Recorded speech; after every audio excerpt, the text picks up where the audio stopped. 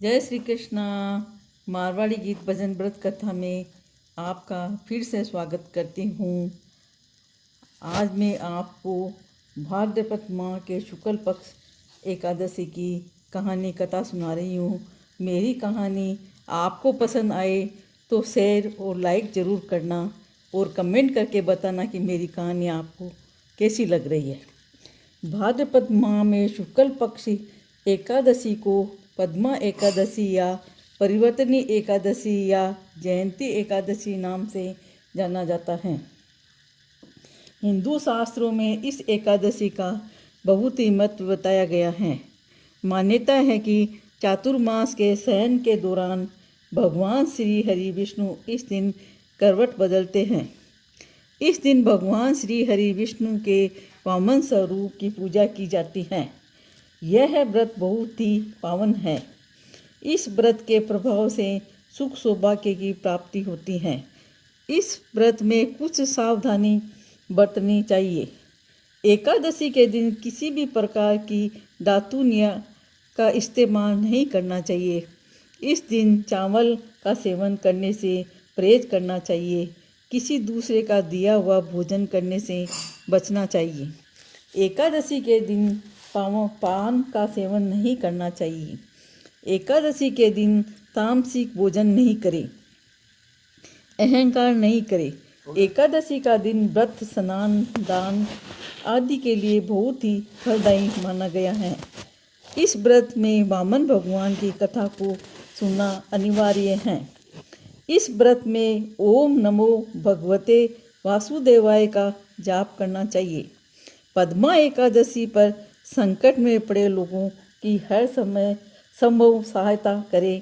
कहा जाता है कि इस दिन माता यशोदा ने कान्हा के वस्त्र धोए थे, इसलिए इस एकादशी को जल चूर्णी एकादशी भी कहा जाता है। अब मैं आपको पावन अवतार की कहानी सुना रही हूँ। सतयुग में दैत्यराज प्रहलाद के पुत्र बलि ने स्वर्ग में अधिकार कर लिया था। सभी देवता इस विपत्ति से मुक्ति पाने के लिए भगवान विष्णु के पास गए। तब भगवान विष्णु ने देवताओं से कहा कि मैं स्वयं देव माता अदिति के गर्भ से जन्म लेकर तुम्हें स्वर्ग का राज्य दिलवाऊंगा।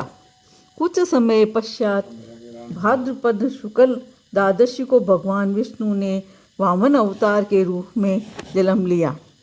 इधर दैत्यराज बलि ने अपने गुरु शुक्राचार्य और मुनियों के साथ दीर्घ काल तक चलने वाले यज्ञ का आयोजन किया। बलि के इस महायज्ञ में ब्रह्मचारी वामन जी भी गए। वे अपनी मुस्कान से सब लोगों के मन मोह लेते थे। दैत्य गुरु शुक्राचार्य ने अपने तपोबल से वामन के रूप में अवतरित भगवान विष्णु को पहचान लिया। उन्होंने बलि को बताया कि तुम्हारी राजलक्ष्मी का अपहरण करने भगवान विष्णु वामन रूपी अवतार में आए हैं। गुरुदेव की बातों को सुनकर राजा बलि ने कहा कि हे गुरुदेव, आप क्यों धर्म विरोधी वचन कह रहे हैं? भगवान विष्णु स्वयं मुझसे दान मांगने आए हैं, इससे बढ़कर और क्या हो सकता है? मैं तो केवल भगवान विष्णु की प्रसन्नता के लिए यह यज्ञ कर रहा हूँ। यदि भगवान विष्णु स्वयं पधारे हैं तो मैं कृतार्थ हो गया। बलि से उन्होंने कहा, राजा मुझे दान दीजिए। बलि ने कहा, मांग लीजिए। वामन ने कहा, 3 पग मुझे आपसे धरती चाहिए। दैत्य गुरु भगवान की महिमा जान गए। उन्होंने बलि को दान का संकल्प लेने से मना कर दिया। लेकिन बलि ने कहा, गुरुजी, ये क्या बात कर रहे हैं आप? यदि ये भगवान है तो मैं इन्हें खाली हाथ नहीं जाने दे सकता। बलि ने संकल्प लिया। भगवान वामन ने अपने विराट स्वरूप से एक पग में बलि का राज्य नाप लिया। एक पैर से स्वर्ग का राज नाप लिया। बलि के पास कुछ भी नहीं बचा। तब भगवान ने कहा तीसरा पग कहाँ रखूं?